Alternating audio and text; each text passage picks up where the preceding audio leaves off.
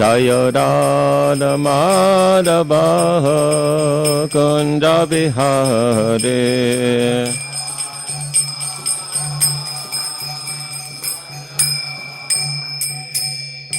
Jai Vishnupad Paramahansa Parivrajikacharya Statra Shatra Shishmad Rajanka Swami Bhai Charanarvind Bhaktivedanta Swami Srila Prabhupada Ki Jai Grantaraj Srimad Bhagavatam Ki Jai Samaveta Bhakta Vrinda Ki Jai. All glories to the assembled devotees. All glories to Shri Guru and Shri Gauranga.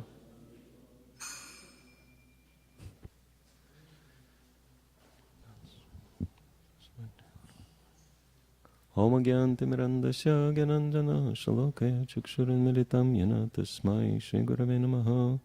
Shri Chaitanya Manobishtam Stapidam Yana Bhutare Swayam Rupakadam Mayam Dadati Swapadantikam Achakalpatarubhyascha Kripa Sindhu Bevacha Patitanam Pavanepyo Vaishnavepyo Namo Namaha.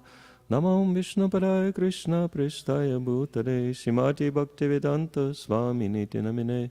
Namaste Saraswati Devi Gauravani Pracharine Nirvishesha Shunyavadi Paschatya Deshatarine Shri Krishna Chaitanya Prabhu Nityananda Shri Advaita Gadadhara Shivasadi Gaur Bhakta Vrinda Hare Krishna Krishna Krishna Hare Hare Hare Rama Rama Rama Hare Hare.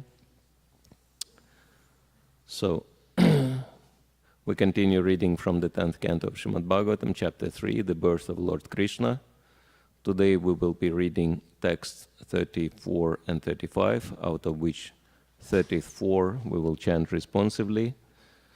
And before I begin, I wanted to ask all the blessings from the Vaishnavas. And also, I feel like it would be a good thing to welcome back Mother Tadit, who came back from the holy places.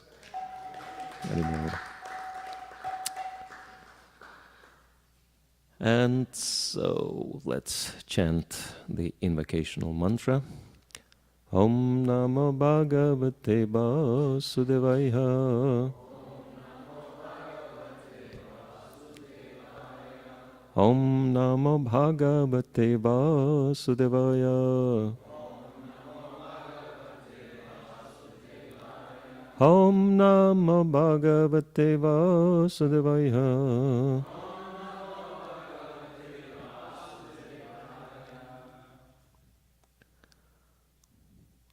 Varshavata tapahima. Varshavata tapahima. Garmakala gunananu. Garmakala gunananu. Sahamano shvasarodha. Sahamano shvasarodha. Vinyirduta manomalo. Vinyirduta manomalo. Varshavata tapahima. Garmakala gunananu. Sahamano shvasarodha. Vinyirduta manomalo. Please. Varshavata tapa.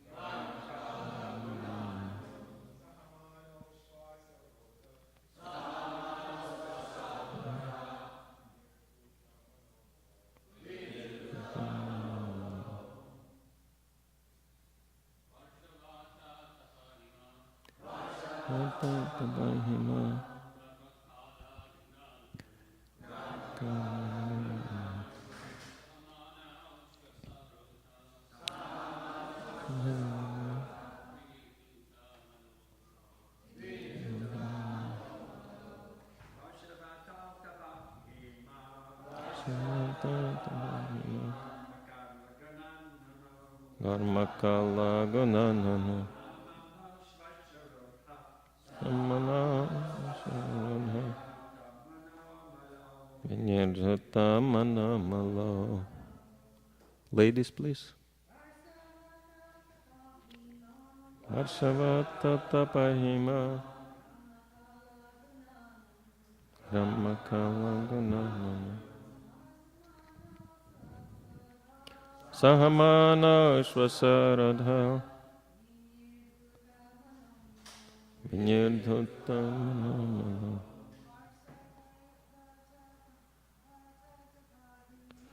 Varshavata tapahima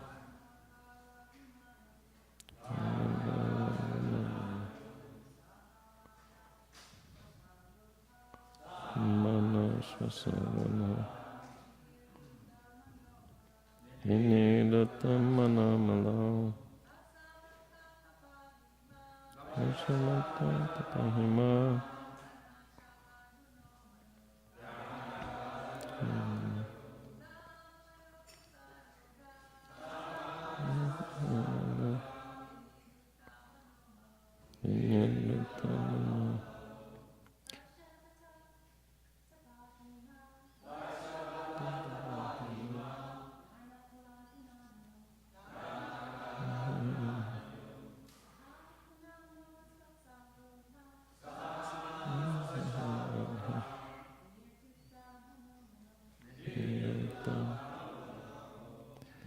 We will also read the second text, 35. Shirna parna nilaharav upas shantena chetasa matakaman abhipsanto mat ardhanam ihatu. Please repeat synonyms. Varsha, the rain. Vata, strong wind. Atapa, strong sunshine. Hima, severe cold. Garma, heat. Kalagunanano, according to seasonal changes. Sahamano, by enduring. Shvasarodha, by practicing yoga, controlling the breath. Vinirdhuta, the dirty things accumulated in the mind were completely washed away. Manamalo, the mind became clean, free from material contamination. Shirna, rejected, dry. Parna, leaves from the trees. Anila, and air. Aharo, eating. Upashantana, peaceful. Chetasa, with a fully controlled mind. Mattaha, from me. Kaman abhisanto, desiring to beg some benediction. Mat, my. Aradhanam, worship. Ihatuho, you both executed. Translation and purport by His Divine Grace, A.C. Bhaktivedanta Swami, Srila Prabhupada Ki Jai. My dear father and mother, you endured rain, wind, strong sun, scorching heat and severe cold, suffering all sorts of inconvenience according to different seasons. By practicing pranayama to control the air within the body through yoga, and by eating only air and dry leaves fallen from the trees, you cleansed from your minds all dirty things. In this way, desiring a benediction from me, you worshipped me with peaceful minds. Purport. Vasudeva and Devaki did not obtain the supreme personality of Godhead as their Son very easily, nor does the Supreme Godhead accept merely anyone as his father and mother. Here we can see how Vasudeva and Devaki obtained Krishna as their eternal son. In our own lives, we are meant to follow the principles indicated herewith for getting good children. Of course, it's not possible for everyone to get Krishna as his son, but at least one can try. One can get very good sons and daughters for the benefit of human society. In Bhagavad Gita, it is said that if human beings do not follow the spiritual way of life, there will be an increase of Varna Sankar population begotten like cats and dogs, and the entire world will become like hell. Not practicing Krishna consciousness, but simply encouraging artificial means to check the population will be futile. The population will increase, and it will consist of Varna Sankara, unwanted progeny. It is better to teach people how to beget children, not like hogs and dogs, but in controlled life. So this is first part of the purport, and maybe we can say a few words about it, because it's a very interesting subject matter. Srila Prabhupada speaks many times about Garbhadana, samskara, begetting Krishna conscious progeny, and we can see practically in our society how it works, that those devotees who follow the principles of Garbhadana samskara, they have very wonderful children, and I see everywhere devotees have amazing children. And like in this community, Nila Madhav Prabhu, who is the second generation devotee, I don't know if he works anywhere, but seems like being in the temple, in the kirtan, this is his main occupation. And of course he is here with his entire family, and everyone is so enthusiastic about Krishna consciousness. And so this is the result. Of course, sometimes we can see that even in the material world, people don't even know about Garbhadana samskara, but they sometimes get nice children. And it's called causeless mercy of the Lord. Without knowing it, somehow or other, they hit the exact day, the exact time when,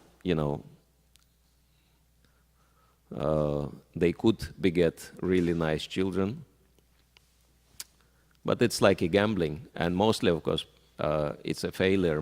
Mostly the children who are born, they belong to this Varna Sankara category, and we can see horrible things which are happening on the planet now, that unwanted children, those who hate everybody, and they create hell on earth. But by following Krishna conscious principles, we can completely change it. And it's very interesting that, say, like coming from Russia and knowing very well Russian history, and it was quite demoniac in a sense, because communists were establishing themselves through horrendous bloodshed. Tens of millions of people lost their lives in civilian war when they tried to establish themselves. And the philosophy of communism is, of course, demoniac philosophy, as it is very nicely outlined in the 16th chapter of Bhagavad Gita. Someone who doesn't believe in God is a demon. And therefore we can see that they really wanted to make everyone equal, but on the bottom platform. They never wanted anyone thoughtful, they never wanted anyone independent, and therefore systematically they were destroying every intelligent, every thoughtful, anyone capable of anything, so to make sure that it's only like bottom level of the population left. And after doing that, and their philosophy was that anyone could run the country, but then they realized that after they destroyed every single potential leader, they realized, no, it doesn't, we still need leaders. And they started thinking, how do we restore the, good population? And I got this information from one very old lady I spoke with, and she told me that there was a special institution developed in Soviet Russia, in communist Russia, which was particularly dedicated to the problem of creating good progeny.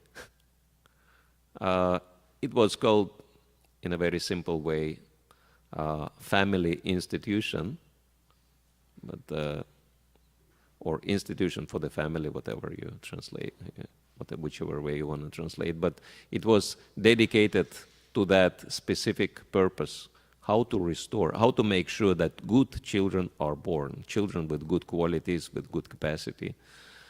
And they were researching everything they could. But they found the answer in Vedas. They came across Garbhadana Samskara. And they've decided to implement that. But unfortunately, the Second World War impeded their plans, and it never happened.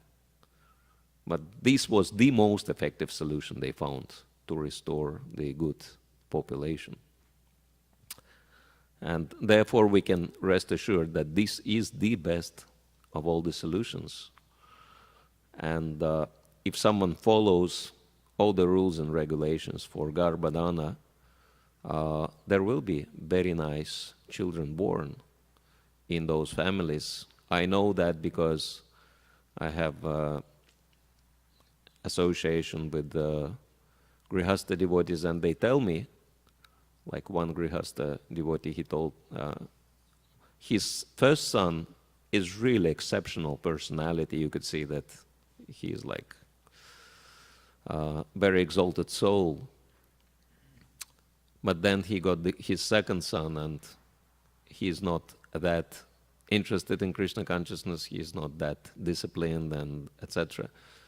And he actually admitted privately, he said, for the first son, we followed very strictly all the rules for Garbhadana. But for the second one, we failed. It was an accidental conception, and the result is obvious. And even these children, they're so special that they can change the consciousness of people around them. One of my friends, he started Russian preaching in Israel, and now he lives in Mayapur. And he has two very exceptional children, and both of them are in Gurukul. And his son is only 14, and we had a retreat for the devotees for around 100 people. And he single-handedly cooked a feast for everybody at ease, which is unbelievable. And when everyone was, thanking him, he said, "Oh, it's nothing special. I'm always cooking at Gurukul." And yes, both of these children, that this devotee said, we begotten them strictly following Garbhadana Samskara, every single rule. And so the results are astonishing. And the girl, she's still quite small. When that happened, when one episode happened to her, she was only 4 years old, and she was too young to go to Gurukul, but she was insisting, she was like telling her parents that I want to go to Gurukul, I don't care if I'm small. And so they had to let her go, 4 years old. And on her own, she started chanting and doing a lot of services just because she enjoys it. And then her grandmother she's not a devotee, but she loves her daughter and she loves her granddaughter.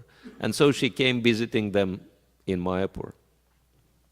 And of course, in Mayapur, there is not a huge choice of places where you want to go. Mostly you go to the temple.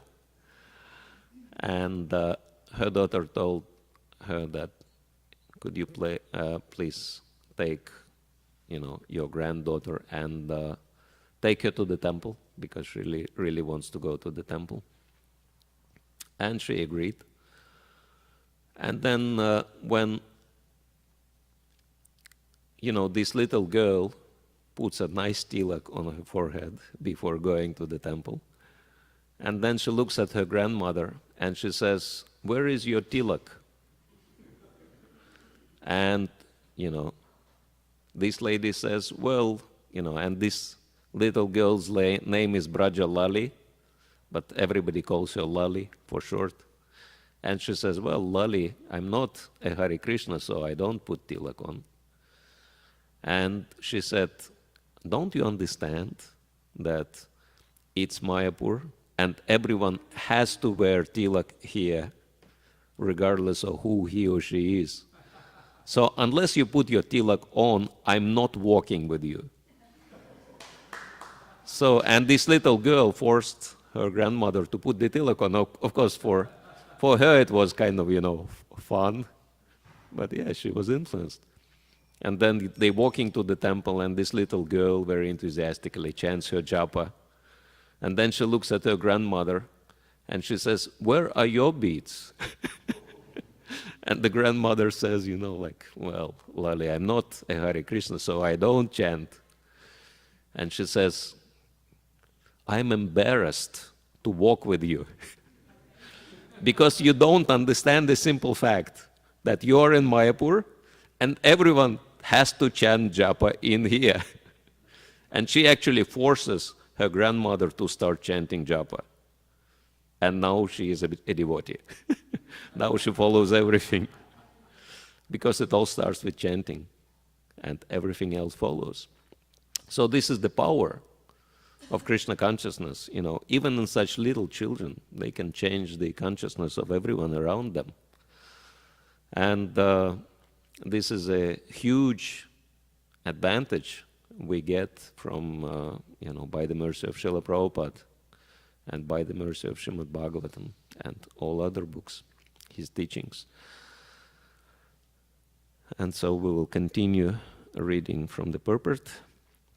Human life is meant not for becoming a hog or dog, but for tapodivyam, transcendental activity, austerity. Everyone should be taught to undergo austerity, tapasya. And those who know Bhagavatam can easily recognize which verse Srila Prabhupada is referring to in the purport, even though he is not quoting the entire verse. This is from the teachings of Lord Rishabhadev, and those who know the verse, they can chant alone. Nayam deha deha kastam nirloke tasma kastam katam arhate vidbhujambye tapodivyam putra kayena satvam sudhetyasmad brahma sakyam tvanantam. So Lord Rishabhadev says that Nayam deha deha bhajam triloke kastam, what's that? Kastam kaman arhate vidbhujambye. That those who take birth as human beings, they should not live like hogs and dogs. They should not live like animals. They should live like human beings. And what does it mean? Tapodivyam putrakena satvam. They should perform divine tapasya. Divyam means divine and tapo means austerity. Divine austerity should yet, for the sake of one's own purification and yasmat brahma sokyam tvanantam, for the sake of attaining Brahma Saukyam, which means divine bliss, divine happiness. And spiritual happiness, unlike material happiness, does not depend on material circumstances, and never ends, even with the end of the body. So in this way we can understand that it is within our interests to follow a discipline, because that will make us happy forever. And then Srila Prabhupada continues, although it may not be possible to undergo tapasya like that of Prishna and Suttapa, the Shastra has given an opportunity for a method of tapasya very easy to perform, the Sankirtan movement.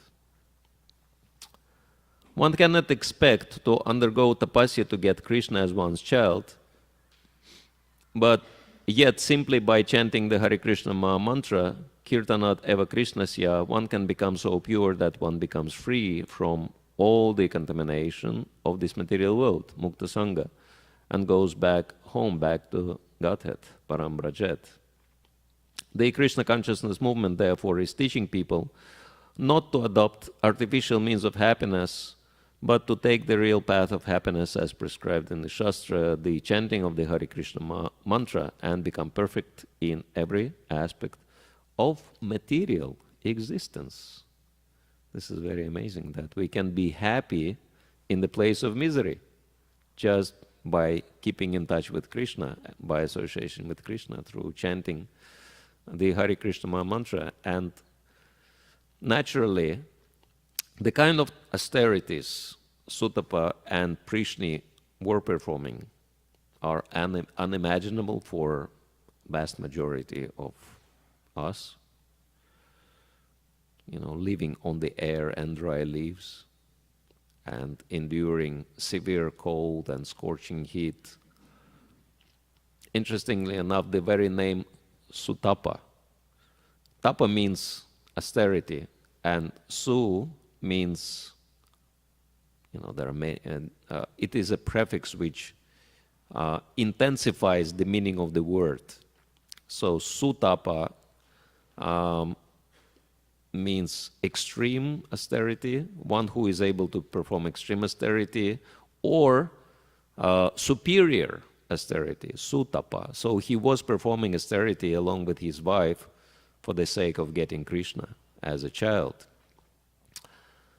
And these kind of people are very, very rare who can perform this kind of austerities.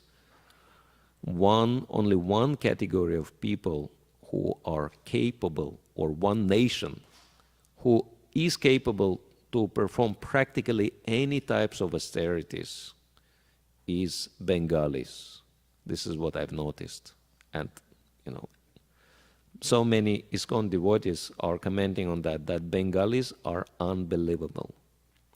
Not only they can perform very extreme austerities, but it doesn't even bother them.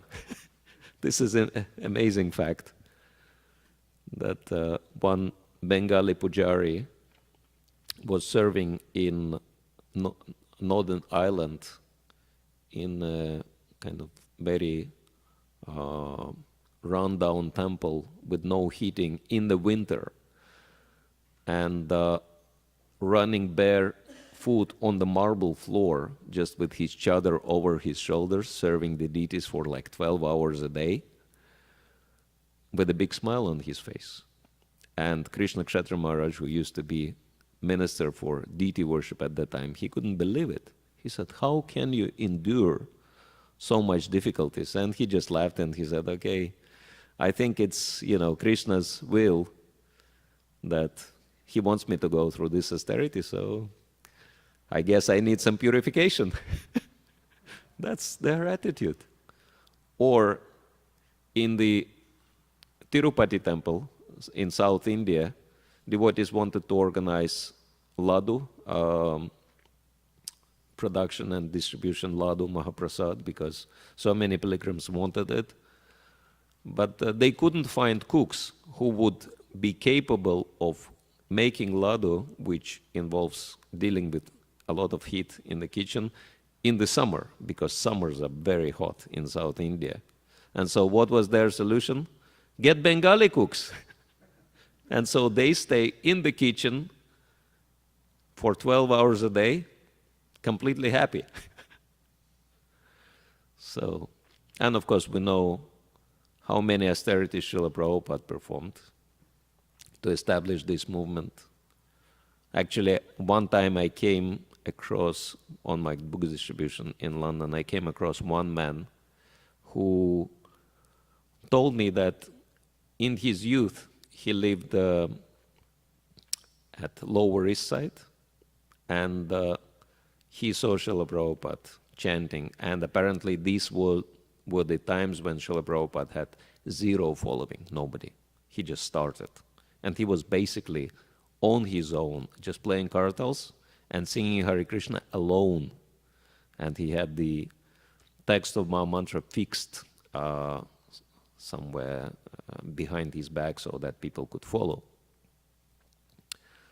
And he said, we as really like young boys, we were very surprised how this elderly Indian man can endure New York winter, dressed very lightly. Actually, what he said, that Prabhupada was bare feet. Probably not bare feet, but he had these light sandals or something on his foot. So he was not even dressed for the winter. And in elderly body, it's pretty hard to endure cold. Bhakti Charu Maharaj once made the comment that we will never be able to understand what Srila Prabhupada went through until we hit 70. After 70, we can understand. I guess the only person who would be an authority on the subject here is Amala Bhakta Maharaj. But unless you are 70, you wouldn't be able to understand what Srila Prabhupada went through.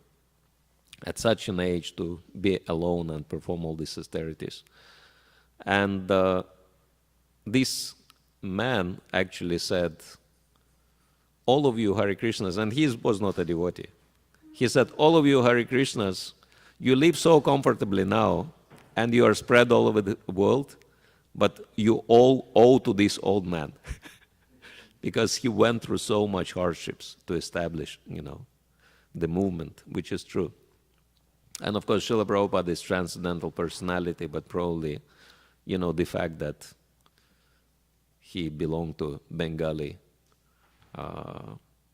he had Bengali background, did help, to withstand all these impossible austerities. That some of those austerities he didn't even want to talk about with the devotees, not to scare them too much. And we know that he did it happily without ever complaining, which is very amazing. Like one devotee who was witnessing, who was present at the very first class Srila Prabhupada gave in Bombay on the Juhu land. He said to the devotees, look, how merciful Krishna is. We got such a nice piece of land without any difficulty. And all the devotees were like, how he can say that? But this is the perception of a pure devotee. That whatever trouble we underwent, it's all nothing comparing to the gain we have. So the difficulties were not counting. And Srila Prabhupada did it all for us. He performed so much austerity. And the only austerity really we have is to continue chanting Hare Krishna and becoming transcendentally happy.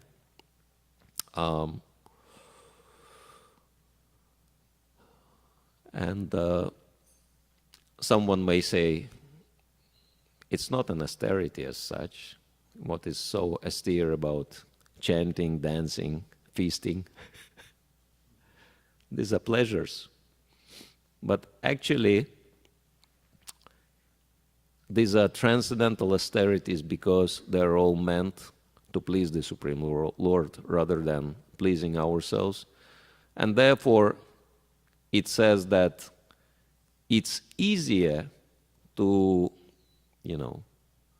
like sleep on the nails or stand submerged like neck deep in the freezing water than attend Srimad Bhagavatam class every day. Attending Srimad Bhagavatam class is greater austerity. Why? Because it's meant for pleasing Krishna.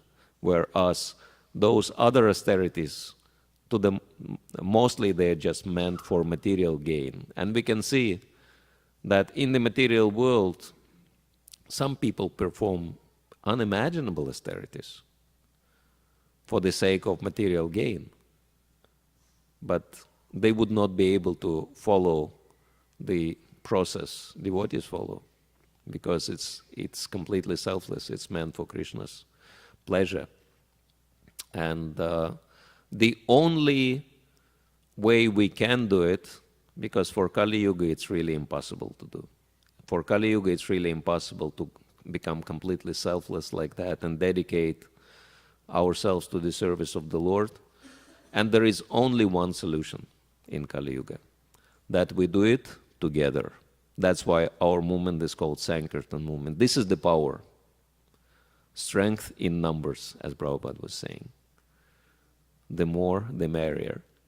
So the more devotees we have, the easier it is to serve Krishna. And of course, the example of senior leadership is very important, and therefore you can see so much enthusiasm for kirtan and preaching in this community, because the senior leadership is really amazing.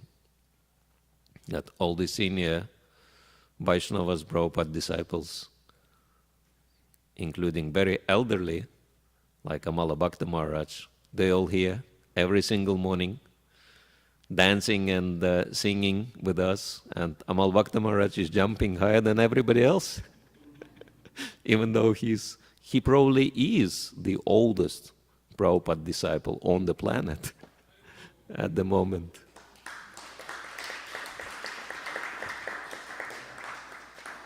And still dancing. So example is everything. And if we follow Prabhupada's teachings very faithfully and show very nice example, we can, and we actually already do, change the world to a very large extent. And it will take just a little bit more, just a little push to make it happen. That what Prabhupada came to do will happen. And it might even happen sooner than we think. I am completely convinced of that. So, thank you all very much. Hare Krishna. So, if there are any questions, comments, suggestions, complaints, Sankarshan Prabhu, do we have microphone?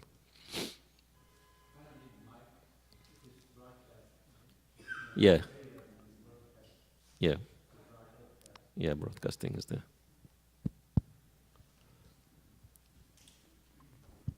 So you gave nice examples about these Bengalis, how tough they are to do these austerities. What about us poor souls who are not Bengalis?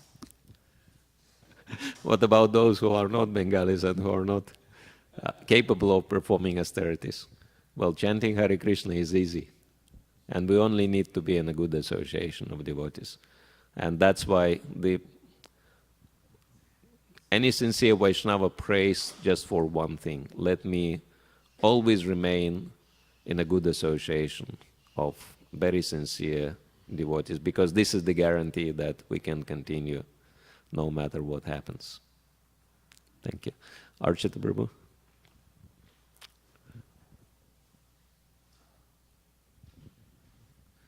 And then Sachitanoy Prabhu. Archita Prabhu was first. Hare Krishna. Thank you for a very nice class, Maharaj. Thank you, Prabhu. I think Sankarshan Prabhu knows the answer to his own question. There's that nice verse, Narada Muni, Arajate yadi harim tapasa tatakim. Narajate yadi harim tapasa tatakim. That if you know to worship Krishna and you actually worship Krishna, then what is the use of austerities? And if you don't worship Krishna, then what is the use of your austerity? Yes. So that is the answer for us. Prabhupada gave us the path of direct worship of Krishna, so there's no use nor need for, I mean, superficially, sometimes you may be put into a situation where you have to be a little more austere than usual. But in general, if you're worshiping Krishna, and if you know that Krishna is inside everything and outside of everything, then there's no need for performing austerities. Yes. Prabhupada pointed out the gopis did not perform any austerities. They were not standing on their heads. They were not sitting in cold water. But they worked for Krishna and thought of Krishna while they were working. So that's the key for us. Keep working for Krishna. Prabhupada said, working samadhi. You know, yes, you should be in samadhi on Krishna, but work. So working samadhi, while you're working, you're thinking of Krishna, and that's our austerity. Whatever the spiritual master asks you to do, whether it's distributing books or cleaning the temple or producing the books or whatever, do it and think of Krishna, and that is your austerity. Thank you, Prabhu. Yes, we are not looking for austerities because material world is a austere place anyway, and so even without us looking, there will be some difficulties. But when those difficulties come, if we are in the association of devotees, actually those difficulties can turn in bliss. Like early Russian devotees who went through a lot of hardships, as we know, and sometimes just by reading something like Salted Bread book, we may think, you know, how these devotees could endure all these things. But if you talk to them, they would say these were the most blissful days in their Krishna consciousness, because they were all together and they were always thinking of Krishna. Because the only two, the only two categories of personalities they could count on in their lives were Krishna and each other. And so that created such a sweet atmosphere, such an amazing family relationship between the devotees, made them so close to each other. When I first came across those devotees, I just couldn't believe how amazing these people are. And, you know, they are ready to like give up their lives for each other without thinking for 1 second. And I never saw anything like that. So I was so impressed, I thought, I want to dedicate my life to serving these people. Okay, well, Satchitananda Prabhu was first, but maybe we can give to Amala Bhakta Maharaj because he's senior. So. First of all, thank you very much for. Can you hear me all right? Yes, thank you. Just thank you very much for some very interesting and enlightening points that you've made in regard to austerity. I would just like to make one little comment, since I myself do practice it to some degree. In regard to walking barefoot in the cold, at first it's very difficult. For 2 to 3 weeks, it could be very, very piercing, pinching, needle-like. But after that, it's no longer an austerity, because your feet become very leather-like. Seriously. You develop a callus on the surface, and you hardly even feel the cold. You feel it slightly, but hardly. So what I'm saying is that what is austerity for 2 or 3 weeks then becomes non-austerity for the rest of the time that you practice it. Wow. And that goes for any type of austerity. After a while it becomes, like you were mentioning, the persons, they laugh and they don't feel it because they get used to it. So for those who are a little bit timid and hesitant to want to do that, will always be austerity. But for those who undergo it, it's not austerity, because after a while, it's not even enjoyment, it's just what they do. And they said it as, to some extent, for those who want to practice, that it's an example. But as I said, one has to be very careful with austerity, because you could become very proud, very puffed up. Oh, I can do this and they can't. Oh, I'm superior, they're inferior.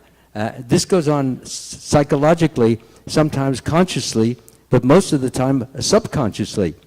Now, therefore, even though you may be doing it in order to gain spiritual advancement, as long as those ideas percolate through the head, I'm doing what they don't do. I'm higher, I'm greater, I'm bigger, I'm better. As long as those ideas come, or look at him, look, wearing all those heavy socks, wearing all those long underwears, as long as those types of thoughts come through the mind, this is another form of pride.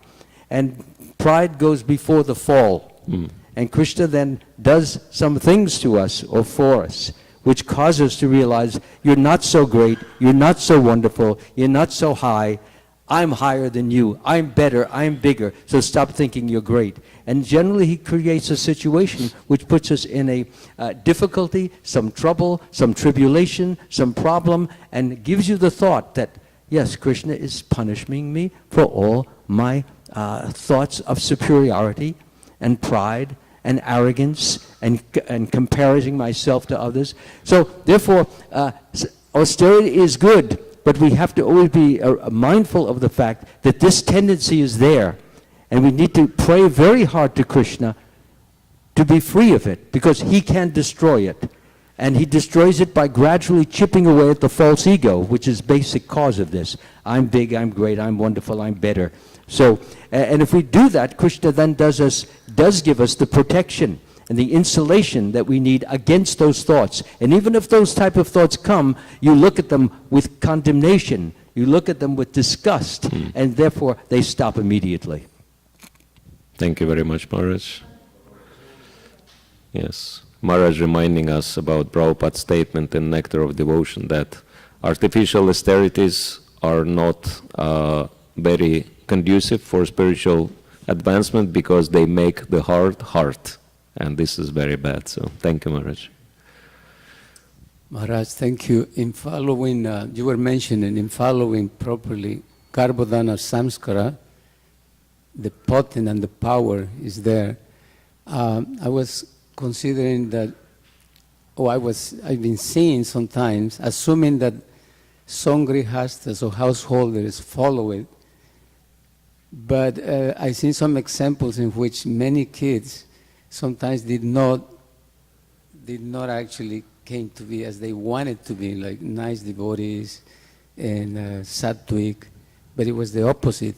So could you explain that, or could you say that maybe that was previous lives also? You know, it has to do with karma, that actually did not match the style of life that the parents are living, and they just want to do the opposite?